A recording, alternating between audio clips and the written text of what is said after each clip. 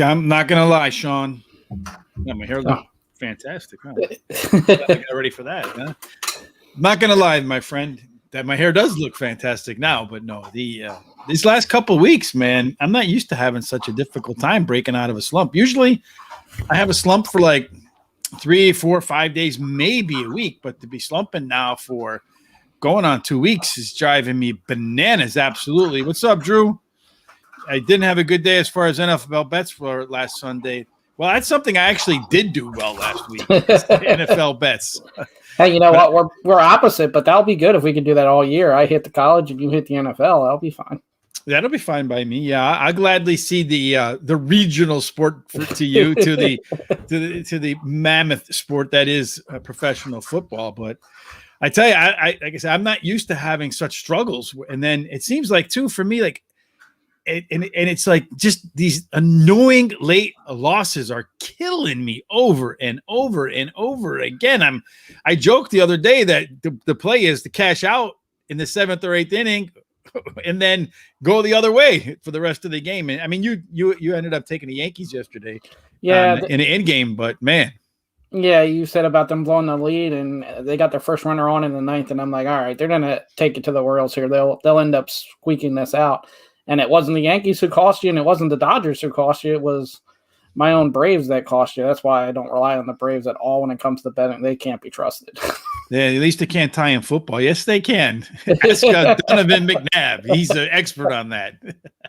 Right? Especially, Donovan McNabb? Who didn't even know you could tie, but that was 15 minutes with sudden death. Now you get the 10 minutes, and if the first team scores a field goal, you can match it. So there's actually more ties since they've gone to that format. Yeah, so they try to eliminate. Maybe they should do like the college thing where everybody gets 2-point conversions until someone doesn't make it. That probably would work. I think that would be not a bad idea, right? Just you get one play, 2-point conversion. I still love the other one. I remember, I think it was like Texas A&M and Ole Miss or something like that when it was like 7 OTs where they would just keep going back, and I loved it. Yeah, if you have the over, you absolutely love it. Well, I just loved it for the excitement part of it. I'm sure maybe they should just play the whole game like that then. Screw it. Yeah.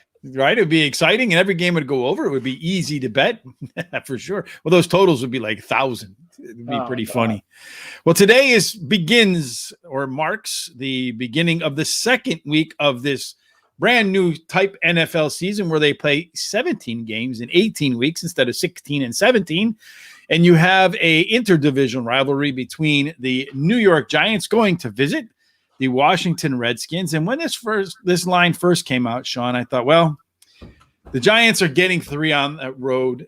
This looks to me like it's got the not the Redskins, the football squad. And yeah, I mean, they were called their inappropriate name for my entirety of my life, just about. But they started off as 3-point favorites, and now some lines are moving up to 4 points for the New York Giants versus the Washington football team, soon to be named next year as the Guardians #2. Or maybe they can be, what was the guy's name? Star-Lords from the Guardians. So they can be the Star-Lords. Or what's the little raccoon's name?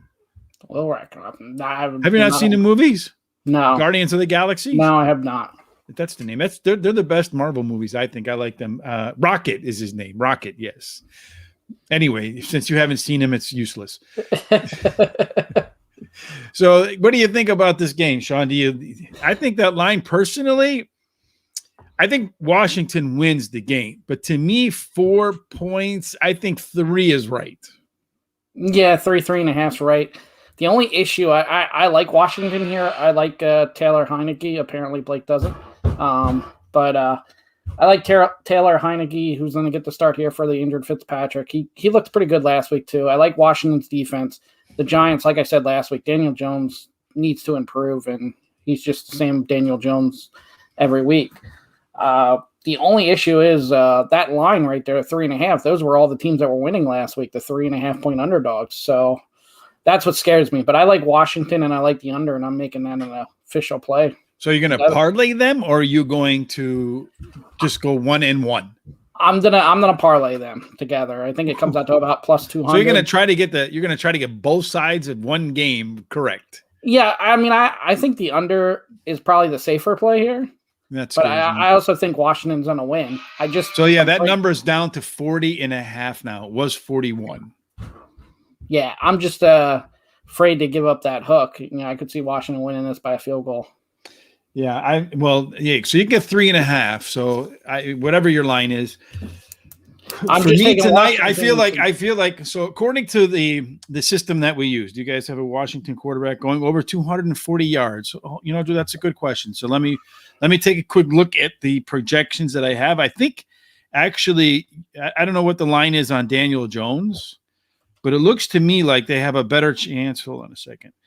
So I have Washington throwing for roughly 241.11 yards. So how's that answer? That's close. It is over. And then I have the Giants throwing for about 201 yards.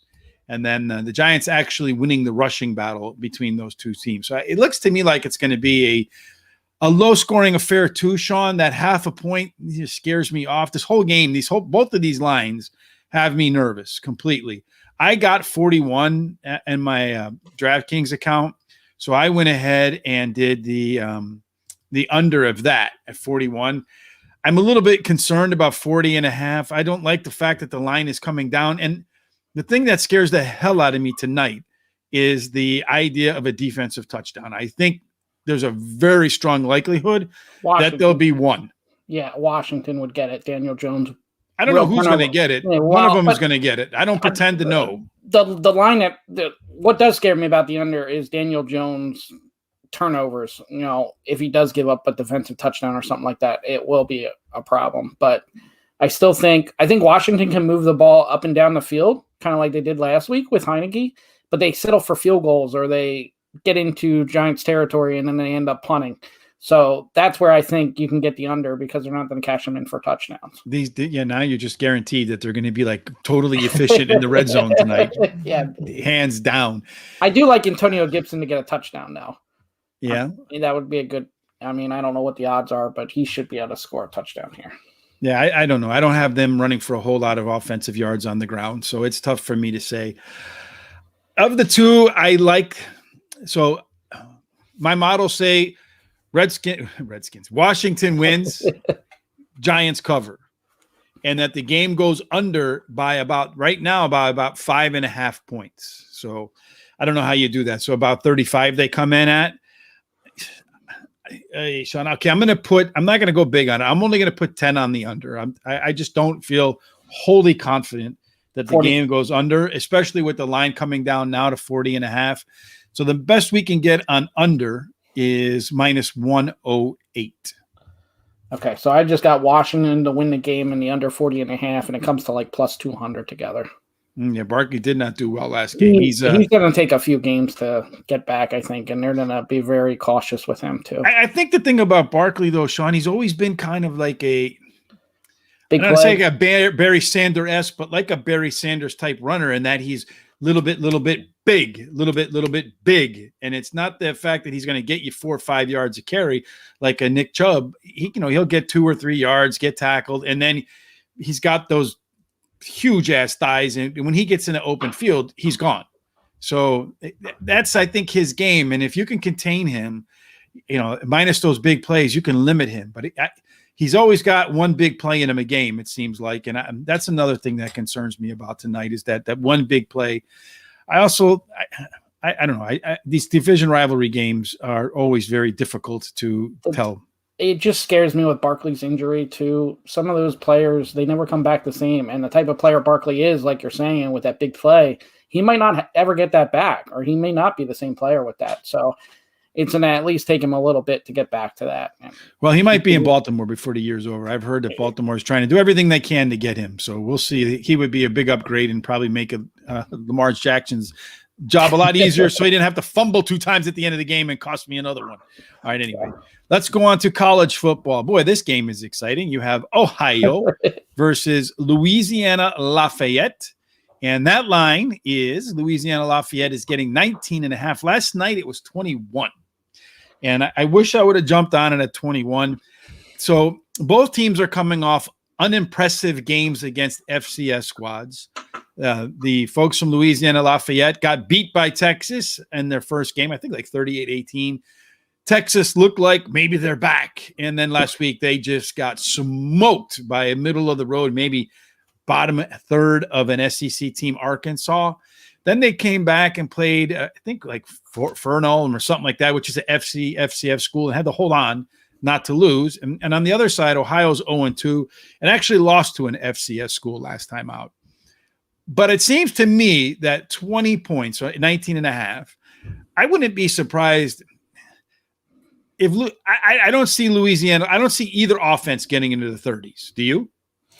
Louisiana Lafayette can be explosive. Typically, they can't run though. They can't run. Makes them one-dimensional. And Ohio's best part of their defense is the pass defense. Yeah, so I'd love to take action on any college football, even this game. But my issue is I think Louisiana Lafayette wins. I think they win, probably 2 touchdowns. The line might be too big, but I don't want to back Ohio neither, who's just absolutely struggling this year. I can't say that you can say either team is good, Sean. I mean, the folks from Louisiana Lafayette hang on against an FCS squad. I understand. Should have probably beat them. They are. Louisiana Lafayette is a way better team than Ohio. I just think 19.5 might be too far. The question about the 30s, I could see Louisiana Lafayette doing that. Like I said, their offense can be explosive typically. It just has not been. I don't see it. They can't run the ball. They're. I don't know. This is a close one to me. I like the 21 a hell of a lot more than I like the 19.5. I'm gonna do it again, Sean. The numbers say that this is an easy cover for Ohio, and I mean easy cover. But I'm scared. Which tells you my college football record is terrible. So you probably, if I'm taking Ohio, folks, that's probably an absolute L. Loser for me and lock for you to go with the Louisiana Lafayette. So LLL, 4 L's across the board there. But I'm going to put 10 on Ohio and just know that you're probably better off putting all of your money now on Louisiana Lafayette. So I can get Ohio minus 19 and plus 19.5, Sean. The best number I can get is minus 110. That tells me that number is coming down to 19, Sean. I think you're going to see that number go down, not up by game time. Yeah, well, people are just seeing Louisiana Lafayette has struggled so far this year, and that's just maybe too many points. But I said the reason I couldn't go with it is Louisiana Lafayette was explosive offensively the last few years. So, and what's crazy too about it, Sean, that I don't understand is the line is coming down, and it looks like it's going to come down some more. But the money is hammering Louisiana Lafayette at minus 19.5. So why is the money back? And that number should be going closer to 20. Not coming down to 19, and that the money's, it's almost like Vegas is saying, give me your money, give me your money. You know what? You like Louisiana Lafayette so much, we're going to take the number down to 19. Give me your money, give me your money. And like you said, I want to be on the right side. I want to be on Vegas's side, the best I can be on Vegas's side. It sure looks to me like Vegas is on Ohio tonight. And so I'm going to back the house on this one and go with Ohio at 19.5. Again, I'm so confident. I'm only putting $10. But you're right. That never makes sense to me when the line's coming down, but all the money's on the other team. I just explained to you why that happens. Yeah, because Vegas wants Ohio. I guess. I mean, why else would you do it? Yeah, but I wouldn't. If I'm Vegas, I want this 50-50 as much as possible because. But it never works like that. I know. It never works like that. He's ready to see Auburn. Yeah, I think much better games than this thing for sure. Yeah, but I mean, Sean, it doesn't work like that because you can't – there's no way they can hit a 50-50 equilibrium. So no matter what, Las Vegas is on one side of the bet, no matter what, right? And they probably know because they have more data than anybody else what side of the bet they're likely to be on. So they're going to set the line to their favor. Well, also, if they get this line down good enough, say they get this down to like 18, 19, and it ends at 20, they're getting best of both worlds. Yeah, they could get best of both worlds. Well, they always they have the best of all worlds. Right? Billion-dollar casinos, billionaires, plus they live in Las Vegas. I mean, what the hell? What can you get? I mean, can't be any better than that. All right, Sean, last thing on the night is some Major League Baseball. We have a few games going right now. Strangely, the Padres are winning this game, and last I checked, the Padres were still the underdog. It's probably a 50-50 game now as people still think San Francisco's got a chance to win. Last night, we were right. We thought that the Padres would get one last night. They did get one last night. 2 thumbs up, Marco, on that. So today it looks like they might get another one. We have a very limited schedule of games for the rest of the evening. You got the New York Yankees and the Baltimore Orioles, it looks to me on paper like, yes, the Yankees are the smash to take home here, but that kid Ellis pitched against the Yankees one time. I think he comes from the Tampa Bay system, so Tampa Bay has got really good pitchers 90% of the time. The one time he faced the Yankees, I think he went like 8 innings and gave up like 1 hit. So this game might not be as dominant for the Yankees as one might expect. Yeah, and there's value there. They're almost hooking me at the plus 190, but I have enough losses in baseball. I don't want to go down with Baltimore here. So you're not going to do any baseball tonight? So you can just kind of – should I just turn you off and just go myself? No. I'm just not going to go down with an L with the Orioles here. But you're not going to go down with the L. Yeah, I mean, I wouldn't go with the Orioles here either. There is value with the Orioles, and that would be the side I would take here. There's never value in the Orioles, Sean. Never. They got the worst run differential in baseball. The only way you could get value in the Orioles is if you got a 5-run lead, and even then I'd be scared. All right, but you know what? People aren't scared on that game at all because they're, as you can imagine, Sean, they're backing the Yankees in this spot pretty aggressively. The Yankees are taking in about 95% of the money. So, and that's at even minus 2 runs. So, they're minus 150 for giving up a run and a half. Crazy but that tells you who they think is going to win. I can't. So I'm going to do another parlay tonight. 88%, 88 cents on the dollars on the Yankees tonight at minus 250, 235, whatever. I just feel like it's going to be a really close game. Last night was a close game, and the kid pitching tonight's better than the kid who pitched last night. The Chicago Cubs have given the Phillies fits this entire series, and they get the best Cubs pitcher tonight. And the Cubs are a plus 140, Sean. There is value in them, their Cubbies. Yes, I'm all over the Cubs tonight. That one I am going to take. The Cubs are playing better. Phillies are struggling. You're going to lose. They didn't announce the pitcher until now, and it's Cam Bedrosian? Yeah, I don't know. I don't even know who that is. Bedrosian, I would guess. I haven't even have time to research. I'm the official pronunciator of Moneyline Madmen. It's Bedrosian. Okay, that's good because you didn't have much competition to beat out for the pronunciation part because you know how good I am at that. Yes. I will take Kyle Hendricks and the Cubs tonight at plus 140. You're gonna get plus 140. That's the maximum number. All right. For me, Kyle Hendricks has kind of had a weird year for him. Normally he's better at Wrigley than he is on the road, but this year he's been better on the road than he's been at Wrigley, and he's actually pitched very well against Philadelphia in Philadelphia as well. Except I don't trust this Cubs team, though I do like a couple of players. But when you look at the Cubs roster, they're another one of those teams that everybody bats like 250 and under. So they're just as capable of scoring no runs as they are like 7 or 8 runs. I got to stay away from that game. The next game up on the docket is one that Drew has on mind. He wants to take Tampa Bay minus a 1.5, Sean. Should he do it? Yes, do it. Are you doing it? I'm doing it, Drew. Do it. If he's doing it, Drew, go that way. Tampa returns home. Detroit goes on the road. Detroit's not that great on the road. I'll take Lewis Head over Tyler Alexander. And you're almost, I'm at minus 105. You might even be able to get a positive run line when you're shopping there. Let's see. End this game on the run line for the Tampa Bay. Okay, there's supposed to be a run line here. There's not a run line there. Thank you for it's supposed to be point spreads. What in the world is wrong with this computer site today? So at minus 1.5, the best number you can get now, Sean, is negative 108. You cannot get it. It's actually moving away from you guys. So that leads me to believe, Sean, that the folks in Vegas expect this game to be a blowout. I expect it to be at least a Tampa Bay win. It wouldn't shock me if they win by more than a 1.5 because of all the games on the docket tonight, the Tampa Bay Rays have by far the biggest run differential versus Tampa Bay. It's 61-39, which is about as wide as you'll ever see. So I do expect that you're going to see Tampa Bay win this game. I expect, and woohoo, I'm taking minus 210. Yes, that's a big get right there. But even at minus 210, that's a 67% implied probability that they're going to win. Simulator says that they're going to win this game 74% of the time. So even at minus 210, if you just took the money line, that's a value in terms of betting Tampa Bay. So much of a value. I'm going to put him in one of my 2-team parlay with another team that's coming up next.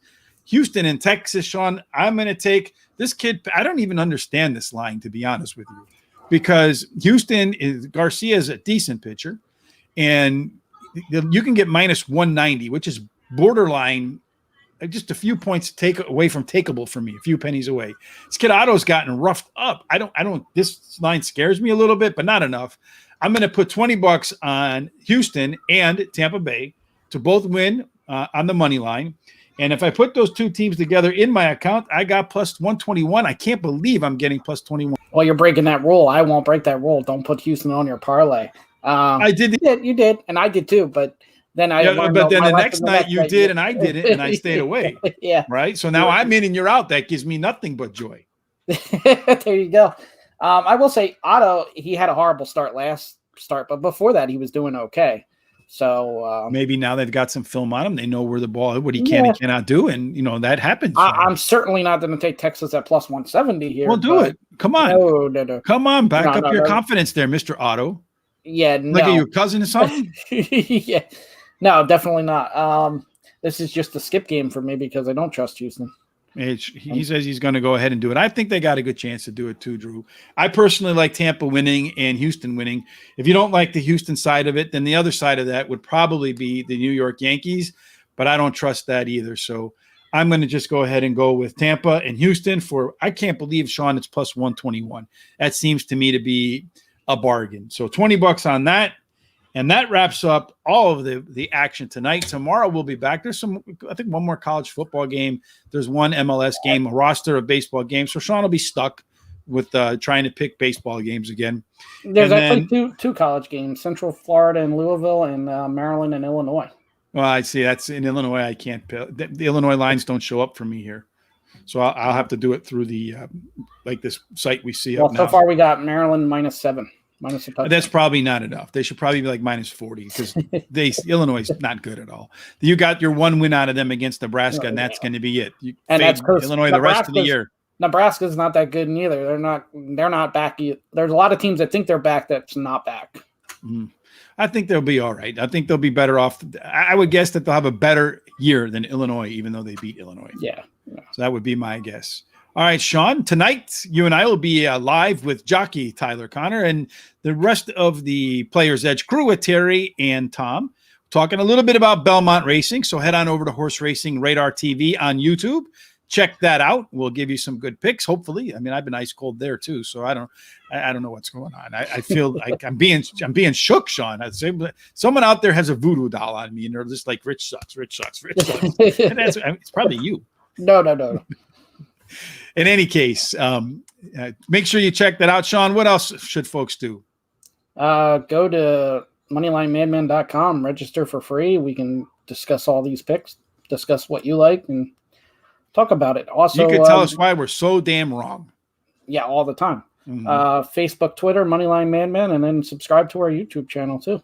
Yeah, and so make sure you head on over there. Probably sometime tomorrow, I'm going to be putting up. See you later, Drew. Have a great day. Good luck at the window, my friend. Later on today or tomorrow, probably tomorrow, because I'll be busy from now till about 10 o'clock at night with all this other stuff. But I'll be putting up the power rankings for the NFL for week 2 so that you can go ahead and use that. Again, mentioned week 1, the power rankings, the simple system was 10-6. I'll take 10-6 all year long. Not that I'll bet all 16 games, but just if you're 10-6, the odds that you picking winners are better than picking losers. All right, Sean, that wraps up today until we catch up again tomorrow in 23 and 30. As I mentioned to Drew before he got up and out of here, good luck to everybody at the window, and hopefully all of your tickets are winners.